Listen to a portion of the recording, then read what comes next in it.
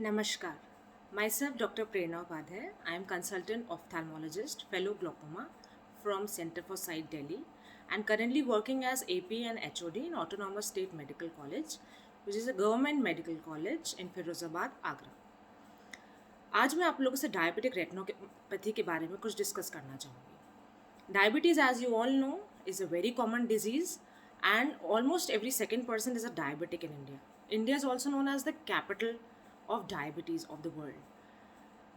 Eyes को सबसे ज़्यादा इफेक्ट करती है डायबिटीज़, उसके बाद गुर्दे और नर्व्स. आइज़ में कहाँ कहाँ इफेक्ट होता है डायबिटीज़ का? सबसे पहले जो सबसे ऊपर की लेयर है कॉर्निया, उसके ऊपर हमारी टियर फिल्म होती है, उसको कम कर देती है वो, जिसकी वजह से हमें ड्राई आई होती है. उसके बाद लेंस. कैट्रैक्टोजेनेसिस डायबिटिक्स में जल्दी होता है, इसलिए सफ़ेद मोतियाबिंद जल्दी बनता है. ग्लोकोमा भी डायबिटिक्स में जल्दी होता है. और उसके बाद हमारा पीछे का पर्दा आता है जिसको हम रेटिना कहते हैं, और अगर उसमें हमें चेंजेस मिलते हैं तो हम उसको डायबिटिक रेटिनोपैथी कहते हैं. अब डायबिटिक रेटिनोपैथी कैसे होगा? कोई भी डायबिटीज़ का पेशेंट है तो सबको पता है कि इसमें बहुत सारी पैथोजेनेसिस होती है.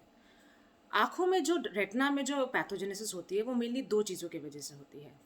डायबिटीज़ में वेसल्स, हमारी जो पीछे की पतली पतली वेसल्स होती हैं वो लीकी हो जाती हैं, उसकी वजह से एक्सुडेट्स आ जाते हैं और मैकुलर इडेमा हो जाता है, जिससे हमें डिमिनिशन ऑफ विजन होता है, दिखना कम हो जाता है.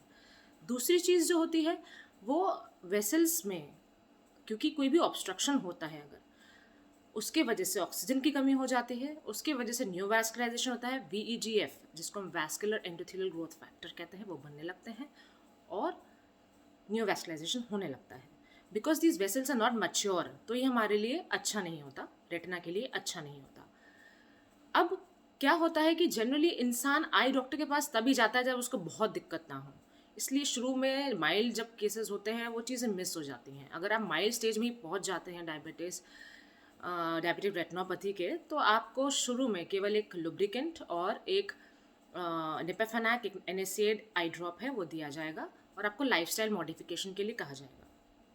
बट अगर आप थोड़ा लेट हो जाते हैं और आपको मॉडरेट टू सिवियर डिजीज़ हो जाती है तो आपको कुछ टेस्ट्स अंडरगो करने पड़ते हैं, जिनको हम OCT कहते हैं और FFA कहते हैं. OCT में हमारा जो 10 लेयर्स है रेटिना की, उसको हम देख सकते हैं और उसमें हम ये देख सकते हैं कि कहाँ कहाँ पर कितनी दिक्कत है, कौन से लेयर में दिक्कत है. दूसरी चीज़ जो होती है FFA, उसमें हम देखते हैं लीकेजेस कहाँ हैं. उसके अकॉर्डिंग आपका जो रेटिनल डॉक्टर है आई का, वो आपको कुछ एडवाइस कर सकता है, जैसे लेज़र्स और जैसे इंजेक्शंस, anti-VEGF इंजेक्शंस कहते हैं जिनको एवास्टिन कहते हैं, और बहुत सारे और आते हैं. अब जब ये सब चीज़ें भी फेल हो जाती हैं और इंसान लास्ट स्टेज में पहुंच जाता है, अगर वो कंट्रोल नहीं रखता है डायबिटीज़ का, लाइफस्टाइल मॉडिफिकेशन नहीं करता है, तो उसको रेटिनल डिटैचमेंट भी हो सकता है और विट्रस हेमरेज भी हो सकता है. इन चीज़ों में दवाइयाँ काम नहीं आती.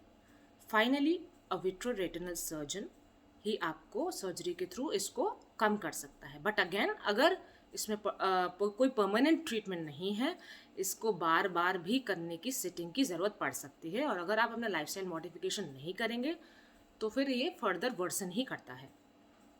इसलिए जो लोग भी डायबिटिक्स हैं, सबके लिए एक ही एडवाइस देना चाहूँगी मैं, अपने आई डॉक्टर को फ्रीक्वेंटली दिखाते रहिए. मॉडरेट टू सिवियर वालों को तो एवरी मंथ दिखाना है, बाकी माइल्ड वालों को तो एनुअल चेकअप इज़ मैंडेटरी.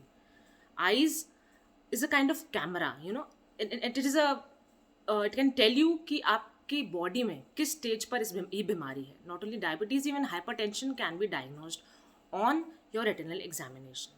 इसलिए अपने आई डॉक्टर के पास जाते रहें, अपना चेकअप कराते रहें. ऑल्सो जिनका नंबर बहुत जल्दी जल्दी बढ़ रहा है, उनको भी एक कॉज ये भी होता है कि उनकी शुगर बहुत जल्दी अप डाउन हो रही है, तो कोशिश कीजिए कि शुगर का फ्लक्चुएशन बहुत ज़्यादा ना हो. उससे हमारे चश्मे का नंबर बहुत जल्दी चेंज होता रहता है, ऊपर नीचे होता रहता है.